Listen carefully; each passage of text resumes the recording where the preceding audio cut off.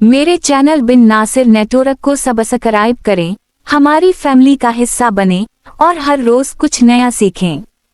चनदू की कहानी। पुराने वक्तों की बात है। कहरबान गांव में एक घर में चनदू नामी एक शख्स और इसका भाई इकट्ठे रहते थे। गांव के लोग बहुत जालिम और नाइंसाफी करते और लड़ाई झगड़ा करते रहते थे और उनका पेशा चोरियां करना था। वो एक दूसरे से सख्त नफरत करते और अपने मतलब और मफाद के लिए दूसरों का नुकसान करते थे।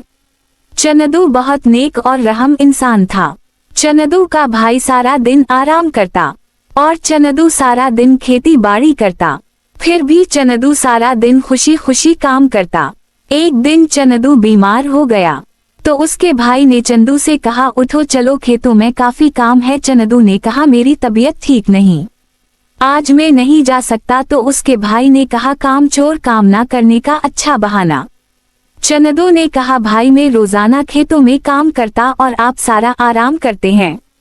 आज मैं बीमार नहीं जा सकता, आज का दिन आप खेतों में काम कर लें, जब मैं ठीक हो जाऊंगा तो मैं काम करूंगा। चनदू का भाई बुरे लोगों में उठने बैठने की वजह बहुत घमंडी और जालिम बन चुका था। वो अपने भाई का ख्याल ना रखता। इसने गुस्से से कहा, ठीक है चनदू, तुम अपना सामान लो और इस घर से चले जाओ, अब तुम्हारे यहाँ रहने के लिए कोई जगह नहीं। इसके भाई ने सामान का बंटवारा किया, सारी जमीन और घर और सारी गाय भैंस अपने नाम कर ली और चनदू को एक गधा और कुछ खाने के लिए अनाज दे दिया और घर से निकाल दिया। चनदू ने अपने भाई की इस नाइंसाफी और जुल्म पर खामोश रहा और खामोशी से वहां से चल दिया। चनदू ने अपने घर की तरफ एक आह भरी नजर से देखा और खुदा को याद करके वहां से चल दिया। उस वक्त गांव देहात कई 100 मील दूर हुआ करते थे। रास्ते में चनदू को एक दरख्त पर शहद की मक्खियों का एक छत्ता नजर आया। चनदू ने इस छत्ते से शहद इकट्ठा किया, थोड़ा शहद खाया और बाकी शहद एक बर्तन में महफूज कर लिया। शहद खाते ही चनदू ठीक हो गया। चलते चलते रात हो गई। चनदू एक बहुत जगह पहुंचा जहां बहुत खूबसूरत पेड़ पौधे और बहुत से फलों के दरख्त थे। आसपास बहुत हरी भरी घास थी। चांद रोशनी जमीन पर फैल रही थी, हर तरफ चांद की रोशनी थी। इस खूबसूरत जगह पर परियां आती थी। एक दफा एक परी वहां सैर कर रही थी तो इसकी अनगोठी गुम हो गई। परी बहुत परेशान हुई। पास ही दरख्त पर एक सहनरी चिड़िया और इसके बच्चे रहते थे। चिड़िया ने परी से कहा, तुम कौन हो और यहाँ क्या कर रही हो? परी ने कहा, मेरा नाम सोनम है और मैं एक परी हूँ, मेरी अंगूठी यहाँ गुम हो गई है। चिड़िया ने परी की अनगोठी तलाश करने में उसकी मदद की और परी की अनगोठी मिल गई। परी ने चिड़िया को तोहफे में सोने का प्याला दिया जो बहुत खूबसूरत कीमती हीरों और मोतियों से बना था।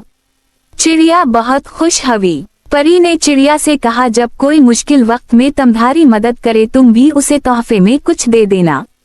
परी उड़ गई। चिड़िया ने वो सोने का प्याला दरख्त के पास घनी झाड़ियों में छुपा दिया।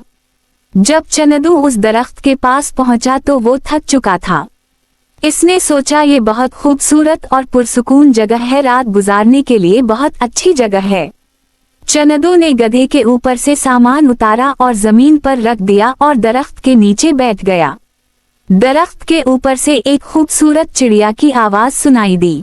चिड़िया ने चनदू से पूछा, तुम कौन हो?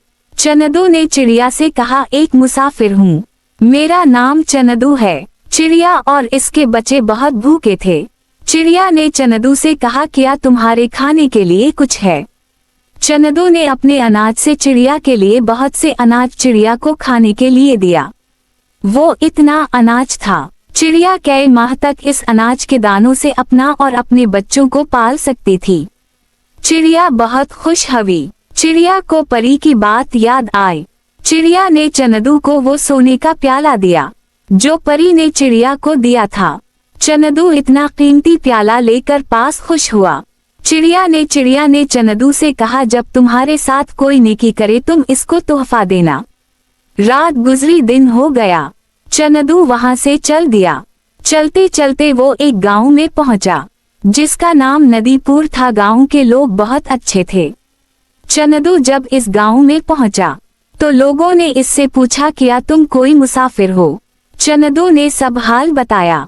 गांव के लोगों ने चनदू से कहा, तुम इस गांव में रह सकते हो। गांव वालों ने मिलकर चनदू के लिए एक मिट्टी का कच्चा छोटा सा घर बनाया। चनदू के पास कुछ अनाज था। इसने इस अनाज से गुजर बसर किया। गांव कहीं आसपास पानी नहीं था।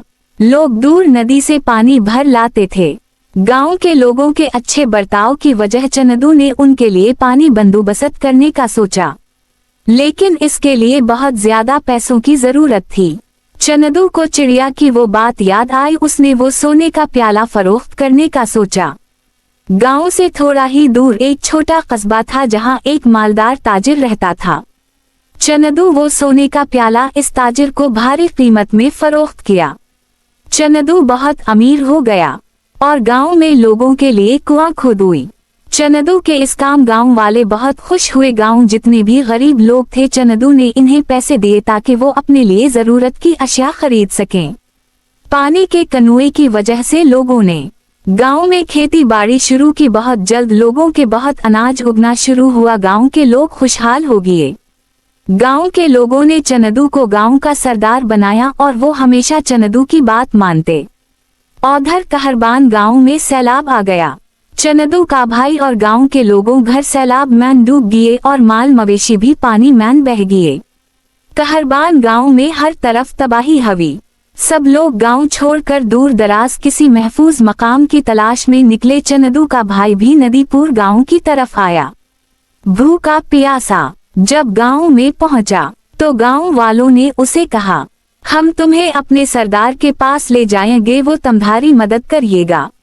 चनदू का भाई जब चनदू के पास पहुंचा तो उसने देखा चनदू एक आलीशान जिंदगी गुजार रहा है, तो वो बहुत शर्मिंदा हुआ और उसने चनदू से माफी मांगी।